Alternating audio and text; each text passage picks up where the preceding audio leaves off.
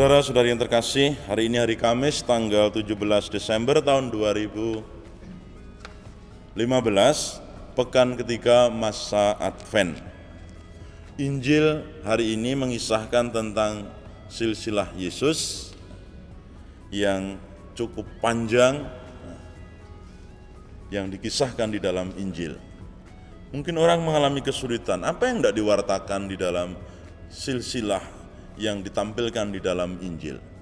Kalau kita membaca perjanjian lama dan kemudian mengingat nama-nama yang disebutkan di dalam silsilah tersebut, ada begitu banyak orang baik di dalamnya di satu sisi, tapi di sisi lain juga ada orang yang jahat, bahkan seringkali juga lari dari kehendak Allah. Mereka lari kepada dewa-dewa, Baal dan seterusnya. Sementara kalau kita lihat sisi seorang Yesus yang hadir pada saat itu adalah pribadi yang sangat fenomenal, pribadi yang luar biasa. Dan pasti orang akan berpikir bahwa orang biasa ini pasti juga background-nya adalah luar biasa. Namun kalau kita lihat silsilah ini tadi, ya, kita bisa melihat bahwa Yesus yang luar biasa itu ternyata memiliki nenek moyang yang di dalamnya juga ada orang-orang jahat di dalamnya. Apa yang bisa kita renungkan berkaitan dengan bacaan khususnya Injil hari ini? Para saudara yang terkasih, acap kali kita pun juga bisa jadi memiliki latar belakang yang buruk dalam hal-hal tertentu. Mungkin pengalaman, mungkin pribadi, dan seterusnya. Apa yang terjadi di masa lalu itu adalah fakta sejarah yang tidak bisa diubah. Itu terjadi. Mau tidak mau harus ada cara mengakuinya. Dan inilah yang dilakukan oleh Yesus, tidak menolak tentunya dengan aneka macam pengalaman sejarah hidupnya. Tetapi yang jelas bahwa pengalaman itu tentu punya makna.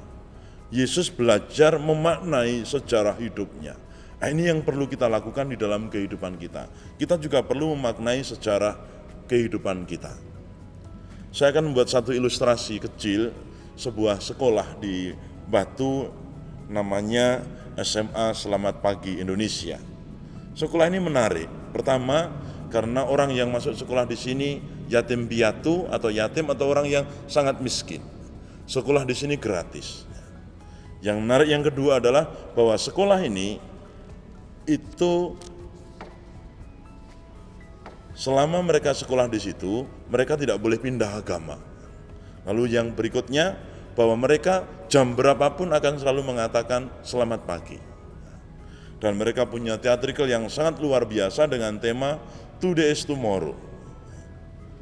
Jadi besok, masa depan itu ditentukan oleh apa yang kita lakukan hari ini. Mereka tidak terjebak oleh masa lampau. Mengapa? Kalau kita melihat background orang-orang yang ada di situ, bagi mereka yang yatim piatu dan seterusnya, mereka kalau hanya melihat latar belakang sebelumnya, mereka akan terburu. Tetapi mereka diajak untuk melihat apa yang bisa kita lakukan untuk hari ini. Masa lalu adalah pembelajaran, tetapi yang terpenting untuk menentukan masa depan adalah apa yang bisa kita buat hari ini.